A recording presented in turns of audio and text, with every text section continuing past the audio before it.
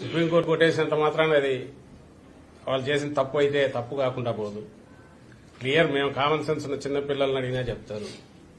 నువ్వు రూల్ ఒకటి ఫిక్స్ చేసుకున్నావు. ఎలక్షన్ కమిషన్ పోస్టల్ బ్యాలెట్ కు సంబంధించి అటెస్ట్ చేసిన అధికారి డీటెయిల్స్ ఏదో సీల్ రూపంలో గాని ఆర్ డీటెయిల్స్ పెన్తో రాసి గాని ఉండాలన్నారు.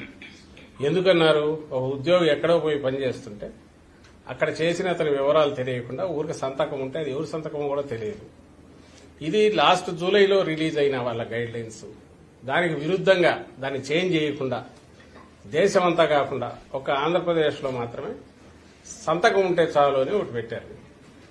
ఇది కూడా ఏది తెలుగుదేశం పార్టీ వాళ్ళు వెళ్ళి బ్యాలెట్ పేపర్ చూస్తే సరిపోతుంది, ఇవేం అక్కర్లేదని వాళ్ళు రిక్వెస్ట్ చేశాక వీళ్ళు మార్చారు ఈసీ. దాంట్లో క్లియర్గా బ్లాటెంట్ వయలేషన్.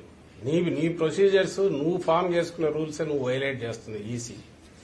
అది కూడా ఇప్పుడు పోలింగ్ అయిపోయిన తర్వాత, పోలింగ్ కు ముందు డెసిషన్ తీసుకుని కంట్రీ అంతా ఇంప్లిమెంట్ చేస్తే అది న్యాయమైంది, నిష్పక్షపాతంగా ఉన్నది.